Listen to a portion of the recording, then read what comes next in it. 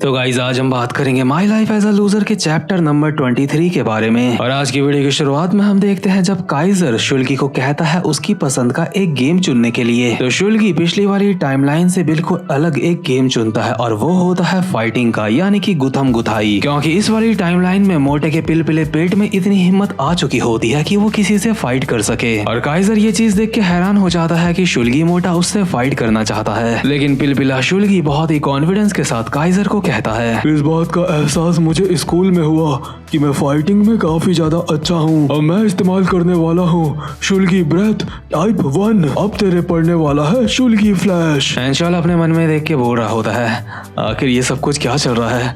शुल्गी तो पिछली वाली टाइमलाइन में सदमे में चला गया था और ये साला मोटा यहाँ पे फाइट करने की बात कर रहा है। इसलिए एंशॉल शुल्गी के पास आता है और उसके ताले को ठीक से लॉक करके कहता है, शुल्गी क्या तू भूल गया, तूने मुझसे वादा करा था। क्या तू ये बात भूल चुका है कि ताकत कमजोर लोगों को बचाने के लिए होती है, इसलिए तूने वादा करा था कि तू अपनी ताकत का कभी भी गलत तरीके से इस्तेमाल नहीं करेगा। साथ ही साथ में एंशॉल नारुतो की तरह बहुत सारे हैंड साइन बनाते हुए मोटे को कहता है, आखिर तू ये क्या कर रहा है शुल्गी, क्या तू पिंक मैन को निराश करना चाहता है। और एंशॉल की ये बात सुन के शुल्गी भी काफी ज्यादा इमोशनल हो जाता है और काफी सारे हैंड साइन बनाते हुए ये बात मान जाता है कि उसको फाइट नहीं करनी चाहिए। एंशॉल अपने मन में बोल रहा होता है, अबे यार कितना बड़ा गधा है ये, इसलिए तो मुझे इससे नफरत है। इतने में ही मोटा जोहान शियोंग कहता है, शुल्गी अभी फाइट करने की एक्टिंग कर रहा था क्योंकि वो बहुत ज्यादा नर्वस है ना। लेकिन शुल्गी मोटे ये मत सोचियो कि हम तुझे इस चीज के लिए माफ कर देंगे, हम तुझे माफ नहीं करेंगे। इतने में ही काइजर दोबारा से कूल बनते हुए कहता है, जो बात बीत गई उसे पीछे छोड़ दो। साथ ही साथ में ये बात मत भूलना कि डाबिन का यहाँ पे बहुत ज्यादा दिमाग खराब हो रहा है इन सारे लोगों को देख के, क्योंकि डाबिन ने इतने सारे ओटाकूज कभी भी एक साथ नहीं देखे थे। इसी के साथ काइजर दोबारा से शुल्गी को कहता है, ठीक है चैलेंजर, अपनी पसंद का कोई गेम चुनो। लेकिन शुल्गी मोटे के दिमाग में कॉस्प्ले वाला गेम आ ही नहीं रहा होता, क्योंकि शुल्गी मोटा पिछली टाइमलाइन से काफी ज्यादा बदल चुका होता है। इसलिए फ्यूचर एंशॉल ही चिल्ला के कहता है, ठीक है पहला मैच हम कॉस्प्ले का खेलेंगे। तो खैर कॉस्प्ले नाम सुन के यहाँ पे जितने भी बंदे होते हैं काफी ज्यादा एक्साइटेड हो रहे होते हैं। इन सारे ओटाकूज को ऐसी फीलिंग आ रही होती है जैसे यहाँ पे महाभारत का युद्ध होने वाला है या फिर यहाँ पे स्पार्टन्स की फाइट होने वाली है। और ये लोग आपस में बोल रहे होते हैं, ऐसा मुकाबला कई हजार सालों में सिर्फ एक बार होता है। लेकिन इन सारे लोगों की बकवास को साइड करते हुए हम देखते हैं काइजर इस बार कॉस्प्ले में बना होता है मंकी डी लूफी। लेकिन एंशॉल को काइजर एक नंबर का गधा लग रहा होता है अभी। और जीनू की स्पीड एंशॉल को बोल रही होती है, कॉस्प्ले का खेल स्टार्ट हो चुका है, क्या तुमने शुल्गी के लिए कुछ तैयारी कर रखी है। एंशॉल कहता है, अबे तू कैसी बात कर रहा है, शुल्गी तो मेरे बगल में खड़ा है, मैं क्या तैयारी करूंगा उसके लिए। लेकिन शुल्गी भी अभी काइजर के लिए तालियां बजा रहा होता है और कहता है, बहुत अच्छे, तुम सच में कमाल के हो, मुझे तुमसे यही उम्मीद थी। दरअसल शुल्गी के हिसाब से काइजर ने इतना अच्छा कॉस्प्ले करा होता है कि शुल्गी की हिम्मत ही खत्म हो जाती है उससे फाइट करने की। इसलिए शुल्गी अभी गरीबों की नेज़ुको ही बन के रह जाता है। लेकिन फ्यूचर एंशॉल ये बात बिल्कुल भी नहीं चाहेगा कि शुल्गी यहाँ पे हार जाए, इसलिए एंशॉल ने कुछ तो यहाँ पे प्लान करा हुआ होता है और चिल्ला के सबको कहता है, ठीक है वैसे भी ये गेम एक टीम मैच है ना, और शुल्गी यहाँ पे अकेला नहीं है पहले की तरह। इसका मतलब काइजर के खिलाफ हम में से और कोई भी जा सकता है, और काइजर के खिलाफ जो कोई भी जाएगा मैंने उसको पहले से ही तैयार करके रखा है, वो है डाबिन पार्क। और अभी हम देखते हैं डाबिन भी यहाँ पे मैदान में उतर चुकी होती है, यानी कि डाबिन ने भी शुल्गी के बदले एक कॉस्प्ले ड्रेस पहन ली होती है। हालांकि मुझे समझ नहीं आ रहा है कि डाबिन ने किस कैरेक्टर का कॉस्प्ले करा है, लेकिन उसने करा तो है। अभी सारे के सारे ओटाकूज डाबिन को देख रहे होते हैं और डाबिन जमीन में बैठ के बोल रही होती है, गधे लोगों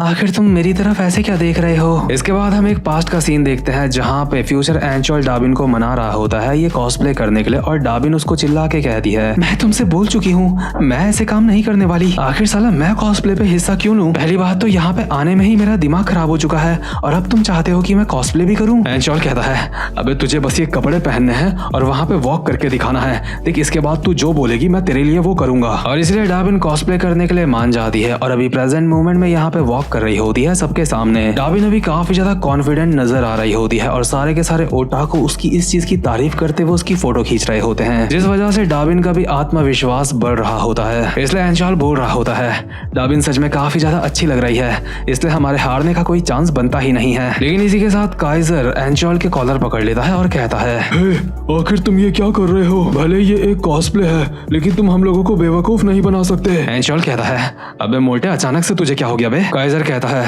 वो लड़की दिमागी तौर पे हमारे ऊपर हमला कर रही है। और यहाँ पे ये चीज दिखाई जाती है क्योंकि ये सारे के सारे ओटाकू होते हैं, इसलिए ये लोग फैंटेसी की दुनिया में रहते हैं और उस दुनिया के हिसाब से डाबिन के अंदर से खतरनाक तरीके का ऑरा निकल रहा होता है। और डाबिन वो लड़की लग रही होती है जो ओटाकूस को बिल्कुल भी पसंद नहीं करती, यानी कि एक टेरेंटुला जैसी लग रही होती है वो, यानी कि एक मकड़ी। इसलिए काइजर कहता है भले ही उसने एक अभी कॉस्प्ले करा है, लेकिन हम लोग पहचान सकते हैं वो हमारी शिकारी है। और इस वजह से सारे के सारे अगल बगल के ओटाकूस की डाबिन को देख के हालत खराब होने लगती है। वो जमीन में गिरने लगते हैं और कहते हैं नहीं, हमें मत मारो, हमें छोड़ दो, हमें जाने दो, प्लीज मुझे मेरे कपड़े वापस कर दो, मुझे माफ कर दो, मैंने अपने दिल की बात तुम्हें बता दी। यानी कि इन ओटाकूस की पुरानी यादें इनको परेशान कर रही होती हैं और ये सब कुछ हो रहा होता है डाबिन की प्रेजेंस की वजह से और उसके कॉस्प्ले की वजह से। लेकिन डाबिन इन सबको हैंडल करने के लिए एक स्माइल के साथ कहती है तो ठीक है, मैं तुम सबको फैन सर्विस भी दूंगी, तो बताओ ओटाकूस तुम्हें क्या चाहिए। लेकिन ओटाकूस अब भी अपनी फैंटेसी की दुनिया में होते हैं और उन्हें डाबिन से अब भी डर लग रहा होता है और अब उन्हें डाबिन पसंद नहीं आ रही होती, जिस वजह से शुल्गी मोटा यहाँ पे हारने की कगार में होता है। और फ्यूचर एंचोल ये बात सोच के बहुत ही दिमाग खराब हो रहा होता है उसका। एंचोल अपने मन में कहता है आखिर ये सब कुछ क्या चल रहा है, क्या हम लोग उस मोटे से हार जाएंगे। और क्योंकि डाबिन के कॉस्प्ले की कोई भी यहाँ पे तारीफ नहीं कर रहा होता है, इसलिए जिनशॉल यहाँ पे आती है और सीटी बजाते हुए सबको कहती है तुम सबको मैं 50 डीमेरिट देती हूँ क्योंकि तुम लोग डाबिन को पसंद नहीं कर रहे हो, तुम लोगों को डाबिन की फीलिंग्स की जरा भी परवाह नहीं है। एंचोल अपने मन में कहता है आखिर जिनशॉल ये क्या कर रही है, लेकिन खैर जिनशॉल तो यही करेगी, वो तो हमेशा यही करती है। हालांकि जिनशॉल ने कोई कॉस्प्ले नहीं करा होता है, लेकिन सारे ओटाकुस का ध्यान उसकी तरफ खिंच जाता है और वो उसकी फोटो खींचते खींचते कहते हैं क्या आखिर ये कौन सा कैरेक्टर है, मैंने दुनिया भर के एनीमे देखे हैं, मैंने सब कुछ देखा है, लेकिन ऐसा कैसे हो सकता है कि ये वाला कैरेक्टर मुझसे मिस हो चुका है। हे, कहीं ये टीयर्स तो नहीं है, मैंने उसका नाम सुना है। नंबर 3 कैमरा लेके आओ जल्दी, हमें इसकी फोटो खींचनी होगी। लेकिन जिनशॉल बेचारी अब भी इन गधों को डीमैरिज दे रही होती है और काफी ज्यादा क्यूट लग रही होती है वो ये सब कुछ करते हुए, क्योंकि जिनशॉल किसी प्यारे से कैरेक्टर की तरह लग रही होती है जो कॉमिक्स में देखने को मिलते हैं या फिर एनीमे में देखने को मिलते हैं। डाबिन को कुछ समझ नहीं आ रहा होता है कि यहाँ पे क्या चल रहा है, इसलिए वो जिनशॉल को साइड कर रही होती है। लेकिन अगल बगल के लोग डाबिन को कहते हैं हे टेरेंटुला, उस प्यारे से बच्चे से अपना हाथ हटाओ। हाँ, उस क्यूट पपी को परेशान मत करो। और ये चीज देख के एंचोल के मन में दोबारा से उम्मीद जाग जाती है कि शायद वो कॉस्प्ले अब भी जीत सकते हैं। लेकिन इस सब के बावजूद भी फ्यूचर एंचोल लोग हार चुके होते हैं, क्योंकि जिनशॉल से पहले डाबिन ने कॉस्प्ले कर लिया था, इसलिए डाबिन ही यहाँ पे काउंट होती है और डाबिन हार चुकी होती है मोटे से, यानी कि काइजर जीत चुका होता है और जिनशॉल को काउंट ही नहीं किया होता। लेकिन इसके बाद अगला मैच होने वाला होता है कार्ड वाला मैच, और इस वाले गेम में शुल्गी मोटा बहुत ही ज्यादा खतरनाक है और हमें अच्छी तरीके से पता है कि उसको ड्यूल किंग के नाम से भी बुलाया जाता है इस गेम में। इसलिए एंचोल अपने मन में बोल रहा होता है इस गेम में शुल्गी हमारे पास है, इसलिए हम बिल्कुल भी हार नहीं सकते। पिछली वाली टाइमलाइन में शुल्गी ने इस गेम से खुद ही पीछे हटना सही समझा था, क्योंकि वो काफी ज्यादा डरा हुआ था। लेकिन इस बारी शुल्गी पीछे नहीं हटेगा, इसका कोई भी चांस नहीं है। लेकिन इस वाली टाइमलाइन में भी हम देखते हैं शुल्गी सबके सामने अपनी तलवार बाहर निकाल के कहता है मैं पीछे हटता हूँ, इस गेम से मैं हार मानता हूँ। इसलिए एंचोल शुल्गी की गर्दन दबाने लगता है और कहता है अबे साले मोटे, क्या तेरा दिमाग खराब हो चुका है, इस गेम में तो तू बिल्कुल परफेक्ट है, तो पीछे क्यों हट रहा है बे? मोटा कहता है मैं पीछे इसलिए हट रहा हूँ क्योंकि यहाँ पे काफी सारे कैमरे हैं। अभी हम देखते हैं यहाँ पे काफी सारे रिपोर्टर्स आ रखे होते हैं और ये जो कुछ भी यहाँ पे हो रहा होता है वो शायद टीवी में भी आ रहा होता है। इसलिए एंचोल अपने मन में कहता है क्या काफी सारे रिपोर्टर्स भी यहाँ पे आए हैं, आखिर साला ये टीवी वाले लोग यहाँ पे क्या कर रहे हैं? क्या ये टीवी वाले लोग यहाँ पे जिनशॉल की वजह से आए हैं? क्या जिनशॉल को देख के वो सारे के सारे आकर्षित हो गए हैं? लेकिन अगर शुल्गी इस गेम से पीछे हट गया तो काइजर लोग जीत जाएंगे। शुल्गी एंचोल को कहता है हम लोगों की अपनी एक अलग दुनिया है, मैं फेमस नहीं होना चाहता, साथ ही साथ में यहाँ आने से पहले मैंने कोई क्रीम भी नहीं लगाई थी, इसलिए मैं बिल्कुल भी टीवी में नहीं आना चाहता। लेकिन इस गेम से सिर्फ शुल्गी ही पीछे नहीं हटता, जो काइजर होता है वो भी पीछे हट चुका होता है, क्योंकि काइजर लोग भी बिल्कुल शुल्गी की तरह होते हैं, वो फेमस नहीं बनना चाहते। बल्कि इन मोटो ने तो अपने पेरेंट्स को भी नहीं बता रखा होता है ये यहाँ पे तफरी मार रहे हैं। साथ ही साथ में स्कूल में काइजर को जो बंदे परेशान करते हैं, अगर उन्होंने काइजर को टीवी में देख लिया तो वो स्कूल में काइजर की वाट लगा देंगे, और अगर दोनों ही टीम इस गेम से पीछे हट जाती है तो ये वाला गेम ड्रॉ हो सकता है। और ये गेम ड्रॉ ना हो इसलिए जीनो की स्पिरिट एंचोल से कहती है एंचोल जैंग, तुझे अच्छी तरीके से पता है ना कि तुझे अभी क्या करना चाहिए। एंचोल यहाँ से जाते हुए एक स्माइल के साथ कहता है हा हा हा, मुझे अच्छी तरीके से पता है मुझे क्या करना है। डाबिन, मेरा यहाँ पे थोड़ी देर इंतजार कर, मैं जल्दी ही वापस आऊंगा। साथ ही साथ में इस गेम का जो जज होता है वो अब भी बोल रहा होता है ठीक है, अगर कोई भी पार्टिसिपेंट सामने नहीं आएगा तो इस गेम को हमें टाई करना पड़ेगा। तो ठीक है, मैं गिनती गिनना स्टार्ट करता हूँ 5, 4 और डार्विन इन काउंटिंग्स के साथ साथ अपने मन में सोच रही होती है, आखिर ये सब कुछ क्या चल रहा है। जिन्होंने कहा था कि हमें ये गेम जीतने होंगे और मुझे नहीं लगता कि जिनशॉल और शुल्गी ये गेम खेल सकते हैं। इसका मतलब हमारे पास और कोई भी रास्ता नहीं है, मुझे सामने जाना होगा इस गेम को खेलने के लिए। इसलिए डार्विन गेम के जज को कहती है, एक मिनट, मैं इस गेम को खेलने के लिए सामने आना चाहती हूँ। जज कहता है, तो 1 मिनट, शुल्गी की टीम की टैरेंटुला ये गेम खेलना चाहती है। डार्विन जज का कॉलर पकड़ लेती है और कहती है, साले हरामजादे, आखिर तू टैरेंटुला किसको बोल रहा है बे? इतने में ही जज दूसरी तरफ इशारा करते हुए कहता है, जरा 1 मिनट उधर देखिए, वहाँ पे शुल्गी की टीम का एक और पार्टिसिपेंट आ चुका है और अभी यहाँ पे आया होता है पिंक मैन, यानी कि एंचॉल ने अपने सर में मास्क डाल लिया होता है और शुल्गी उसको देख के कहता है, पिंक मैन,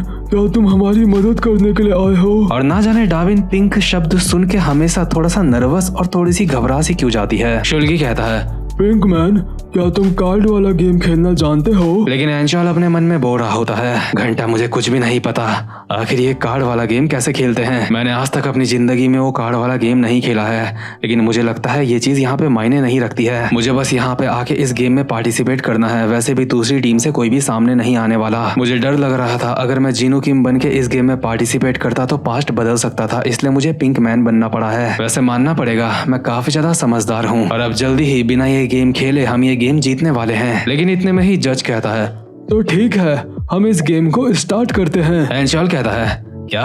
आखिर तुम ये क्या बोल रहे हो? दूसरी टीम वाले तो पीछे हट चुके हैं, तो गेम कैसे स्टार्ट करेगा बे? जज कहता है, पिंक मैन, मैं माफी चाहता हूँ, लेकिन दूसरी टीम से भी एक नया पार्टिसिपेंट सामने आया है। और अभी हम देखते हैं पिंक मैन के सामने आके बैठ चुका होता है शैंगमिन, जो कि ये कार्ड के गेम में काफी ज्यादा खतरनाक और अच्छा होता है। शैंगमिन पत्ते फेंटते हुए बोल रहा होता है, ये काफी ज्यादा हैरानी वाली बात है, मैं तो डार्विन का पीछा करते करते यहाँ पे आया था और मुझे यहाँ पे जीनू किम भी देखने को मिल गया, और जब मैं जीनू किम को देखने लगा तो मुझे यहाँ पे पिंक मैन भी दिख गया। काफी ज्यादा दिलचस्प बात है। एंचॉल हैरान होकर अपने मन में कहता है, क्या शैंगमिन, आखिर ये हरामजादा यहाँ पे क्या कर रहा है? और उससे भी बड़ी बात, आखिर अब मैं क्या करूँ? ये कार्ड वाला गेम मुझे बिल्कुल भी खेलना नहीं आता है। और वैसे भी शैंगमिन बहुत समय से पिंक मैन के पीछे पड़ा होता है उसकी पहचान पता लगाने के लिए, इसलिए शैंगमिन पिंक मैन को कहता है, पिंक मैन, कैसा रहेगा हम दोनों एक शर्त लगाएं। शर्त ये है, अगर मैंने तुझे इस कार्ड वाले गेम में हरा दिया तो तुझे अपना मास्क निकालना पड़ेगा। यानी कि एंचॉल यहाँ पे बुरी तरीके से फंस चुका है, क्योंकि शैंगमिन से वो कार्ड के गेम में बिल्कुल भी जीत नहीं सकता। इसलिए एंचॉल अपने मन में बोल रहा होता है,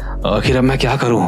क्या मैं कार्ड को टेबल में रखने की एक्टिंग करते हुए इसके एक मुक्का मार के इसको गलती से ऐसे बेहोश करने की एक्टिंग करूं? मुझे बस इसे बिल्कुल इस तरीके से बेहोश करना है कि किसी को पता ना चले। लेकिन ये चीज भी अगर एंचॉल करने की सोचता है तो काफी ज्यादा चैलेंजिंग है ये चीज भी। बट इसी के साथ ये वाला चैप्टर भी यहीं पे खत्म होता है। और गाइस, जितने भी लोग ये वाली मानवा को मेरे चैनल पे देख रहे हैं स्टार्टिंग से, आप सबको बताना चाहता हूँ कि आपका ये फैसला काफी ज्यादा अच्छा है, क्योंकि ये वाली मानवा आगे चल के काफी ज्यादा अच्छी होने वाली है और अभी भी अच्छी है। इस मानवा में हमें ऐसी ऐसी चीजें देखने को मिलने वाली हैं जो हमने सोचा भी नहीं होगा। तो खैर गाइस, इसी के साथ ये वाला चैप्टर भी यहीं पे खत्म होता है। अब मैं मिलता हूँ आपसे अपनी नेक्स्ट वीडियो में, तब तक के लिए गुड बाय।